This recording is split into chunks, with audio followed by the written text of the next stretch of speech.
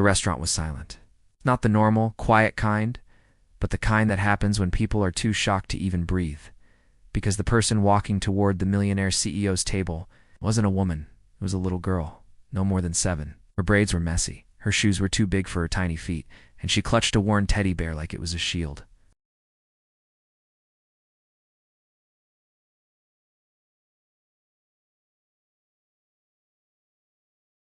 The entire room froze. And Adrian Holt, fearless CEO, ruthless negotiator, a man who never showed emotion, felt something crack open inside his chest.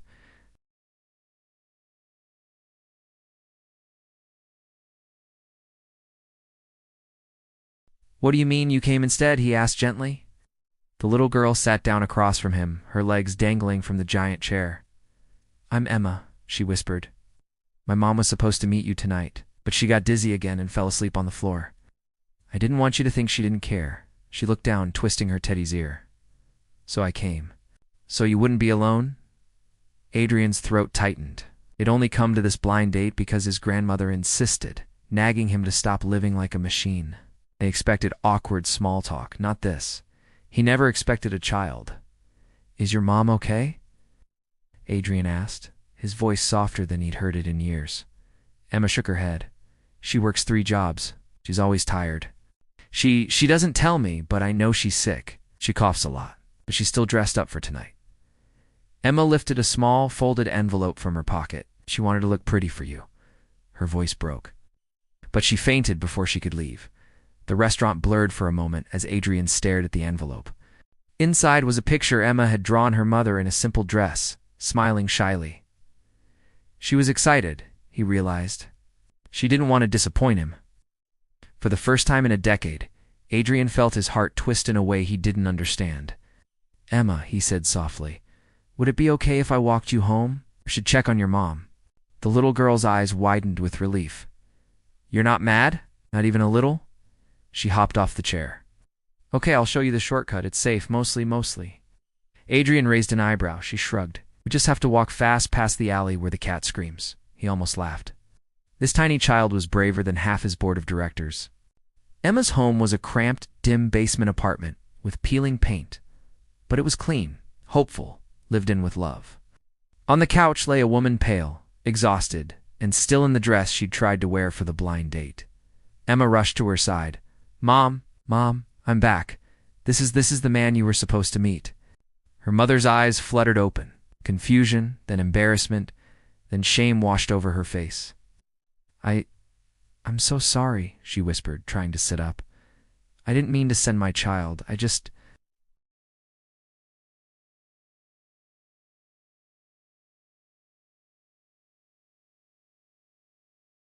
You're exhausted.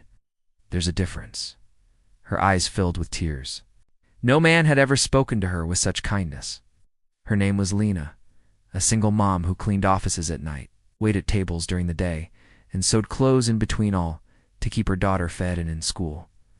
She hadn't gone on a date in 7 years. She only said yes to this one because Emma begged her to try being happy again. But illness, something she'd been ignoring for months, had taken her strength at the worst possible moment. What Lena didn't know was that Adrian grew up poor. He had a sick mother and a father who left.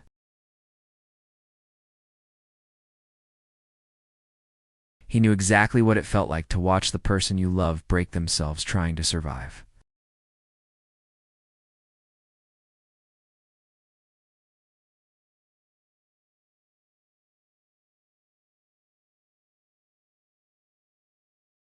And slowly, Lena's walls began to fall. One evening, weeks later, Lena found Adrian fixing the broken light on her doorway. "Why do you keep helping us?" she asked quietly. He wiped dust from his hands. "Because someone once helped me when I was too proud to ask," he said.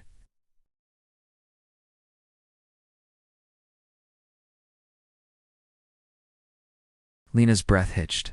She whispered, I don't think I'm someone a man like you should get involved with." Adrian stepped closer, his voice low but steady. "A man like me has been looking for someone real his entire life." Their relationship grew, slow and sincere. Adrian helped Lena get medical treatment.